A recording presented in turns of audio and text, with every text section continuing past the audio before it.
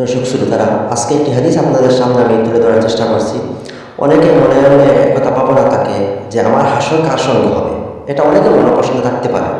দেখেন, আপনি পৃথিবীতে থাকা অবস্থায় আপনি বুঝতে পারবেন যে আপনার হাসর কার সঙ্গে হবে। এটা আমার কথা নয়, রাসূল করিম সাল্লাল্লাহু আলাইহি ওয়াসাল্লামের একটি হাদিস রয়েছে সহিহ বুখারীর মধ্যে। আল্লাহর নবী বলে গিয়েছেন, আল মারউ মা মান আহাব্বা।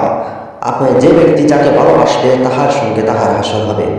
আপনি নিজেই বুঝতে পারবেন আপনি কাকে ভালোবাসেন। আপনার অন্তরস্থল থেকে যাকে আপনি ভালোবাসবেন, যাকে আপনি ফলো করবেন, যাকে অনুসরণ করবেন, নিঃসন্দেহে তাহার সঙ্গে আপনার হাসর হয়ে যাবে।